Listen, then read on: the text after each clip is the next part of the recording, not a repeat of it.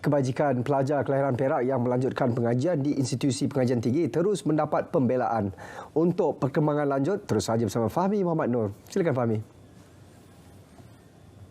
Baik, seramai 2,033 penuntut institusi pengajian tinggi di negeri ini telah menerima bantuan sara diri mahasiswa di bawah program tuisyen Cikgu Sarani. Bantuan fasa pertama itu melibatkan peruntukan lebih 1.1 juta ringgit. Esko Pendidikan Pengajian Tinggi Belia dan Sukan Negeri Khairuddin Abu Hanifah berkata untuk fasa kedua pula setakat semalam, pihaknya sedang mempertimbangkan untuk meluluskan 1,400 lagi permohonan. Dan harapan saya agar para mahasiswa yang mendapat bantuan ini gunakanlah sebaik mungkin bantuan ini untuk mereka memberi tumpuan fokus pada pengajian dan juga memastikan mereka mendapat keputusan yang cemerlang dalam setiap pengajian yang akan mereka alami dalam tempoh mereka berada di IPT tersebut. So itu harapan kerajaan negeri supaya kita sama-sama memastikan mahasiswa anak Perak ini berjaya dalam pengajian dan beroleh keputusan yang cemerlang dan akhirnya boleh berhikmat di negeri Perak nanti. Beliau berkata demikian di Ipoh. Khairuddin turut berharap jumlah peruntukan bagi inisiatif itu dapat ditambah pada belanjawan tahun hadapan. Ini bagi memastikan lebih ramai mahasiswa kelahiran Perak dapat dibantu sekaligus meringankan beban mereka.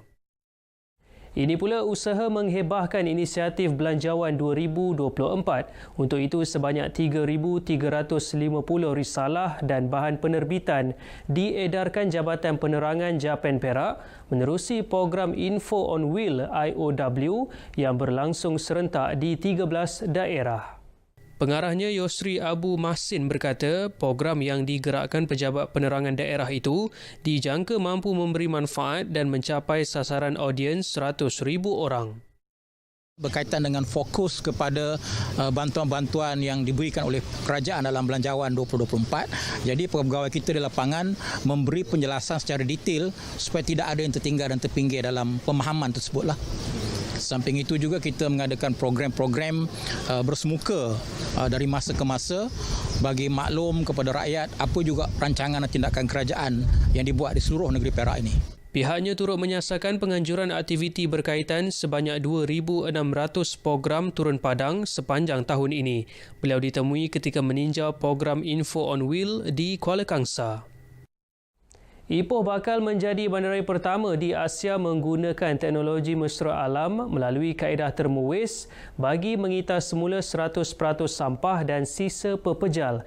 Ia sekaligus mengurangkan pembaziran kawasan yang digunakan sebagai tapak pelubusan sampah selain meningkatkan kualiti kesihatan awam.